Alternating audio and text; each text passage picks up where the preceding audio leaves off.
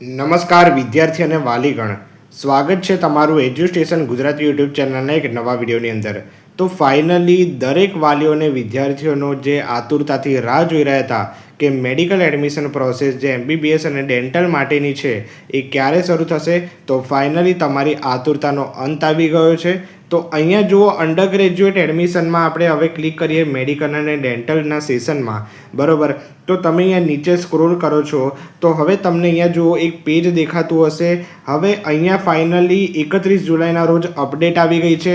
તો online pin ખરીદી માટે અગત્યની સૂચના એવું લખ્યું છે, બરાબર. તો ફાઇનલી હવે જુઓ, અહીંયા આપણે રજિસ્ટ્રેશન માટેની જાહેરાત જોઈ લઈએ કે કઈ તારીખથી કઈ તારીખ વચ્ચે તમારું રજિસ્ટ્રેશન ચાલવાનું છે. બીજી પણ કેટલીક ઇન્ફોર્મેશન આપી દેવાનું છું, બરાબર. તો આ માત્ર MBBS અને ડેન્ટલ માટેનું છે. આયુર્વેદિક અને હોમિયોપેથિકનું હવે તમે જુઓ શરૂ થયું નથી, બરાબર. જો અહીંયા લખ્યું છે કે BAMS અને BHMS અભ્યાસક્રમમાં પ્રવેશ પ્રક્રિયા માટેની રજિસ્ટ્રેશન પ્રક્રિયા નવી દિલ્હીના કાર્યક્રમ મુજબ જે આયુષ કાઉન્સેલિંગ ચલાવે છે એના મુજબ અલગથી કરવામાં આવશે. એટલે હજી BAMS ને હોમિયોપેથી માટે નથી, આ માત્ર MBBS અને ડેન્ટલ માટે રજિસ્ટ્રેશન ચાલુ કરાવી દેવામાં આવ્યું છે ફાઇનલી, બરાબર. તો આપણે એની તારીખ જોઈ લઈએ. ઓકે, તો તમે અહીંયા જોઈ શકો છો કે પ્રવેશ સમિતિની વેબસાઇટ પરથી ઓનલાઈન પિન ખરીદી 31 જુલાઈ 2026થી 12 ઓગસ્ટ 2026 બપોરે 12 કલાક સુધી તમે કરી શકશો. પછી પિન ખરીદી પછી રજિસ્ટ્રેશન પ્રક્રિયા 31 જુલાઈથી 12 ઓગસ્ટ સુધી બી 4 વાગ્યા સુધી કરવાની રહેશે. અને હેલ્પ સેન્ટર ખાતે ડોક્યુમેન્ટ વેરિફિકેશનની જે પ્રોસેસ છે એ 3 ઓગસ્ટથી લઈને 13 ઓગસ્ટ સુધી કરવાની રહેશે, બપોરે 4 કલાક સુધી, બરાબર. તો હવે એક વાત કરી દઉં કે તમારે સૌથી પહેલાં તો 14 ડિજિટની પિન ખરીદવી પડે છે. એટલે તમારે રજિસ્ટ્રેશન કરવું હશે, ચોઇસ ફિલિંગ કરવું હશે, બરાબર. એ બધા માટે તમારે પિન અને જે પાસવર્ડ હોય એ જનરેટ કરવો અગત્યનો હોય છે. એટલે તમારે 14 ડિજિટની પિન ખરીદવા માટે 1000 રૂપિયા નોન રિફંડેબલ અને 10,000 રૂપિયા રિફંડેબલ સિક્યુરિટી ડિપોઝિટ પે કરવાની રહેશે. આ પિન ખરીદી કરી લેશો 14 ડિજિટની અને પાસવર્ડ જનરેટ કરી દો છો, ત્યારબાદ તમારે ઓનલાઈન રજિસ્ટ્રેશન ત્યારે ને ત્યારે કરી નાખવાનું છે. અને જ્યારે બી તમે ઓનલાઈન રજિસ્ટ્રેશન કરો છો આ મેડિકલનું અને ડેન્ટલનું, બરાબર, MBBS અને ડેન્ટલનું, તો તમારે એની સાથે હેલ્પ સેન્ટરની એપોઇન્ટમેન્ટ લેવાની હોય છે. એના પછીના દિવસની એપોઇન્ટમેન્ટ લેવાની. એટલે એ સમય તમારે બધા જે તમારા ઓરિજિનલ દસ્તાવેજોની ચકાસણી કરવા માટે હેલ્પ સેન્ટર પર ઓફલાઈન જવું, રૂબરૂ જવું પડતું હોય છે, બરાબર. એનો સ્લોટ તમારે પસંદ કરી લેવાનો છે. ઓકે, એટલે આજે 31 જુલાઈથી આજે રજિસ્ટ્રેશન નથી કરવાનું, કોઈ સમસ્યા આવી શકે એના માટે. પરંતુ કાલથી સાઇટ ઇઝીલી એકદમ સર્વર એનું સારું એવું હશે, બરાબર. નેટ સારી ગુણવત્તાનું વાપરવાનું છે.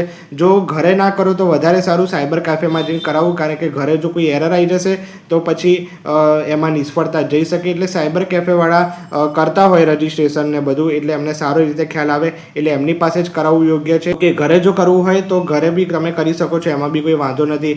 જે એની એડમિશનની કાર્યપ્રણાલીનું જે PDF છે એ જોઈ લેવી શાંતિથી એકવાર, અને એ મુજબ તમારે રજિસ્ટ્રેશન કરવાનું રહેશે, બરાબર. તો ફાઇનલી 12 ઓગસ્ટ અને 13 ઓગસ્ટ ખાસ ધ્યાનમાં રાખજો, રજિસ્ટ્રેશન ચૂકી ના જવાય.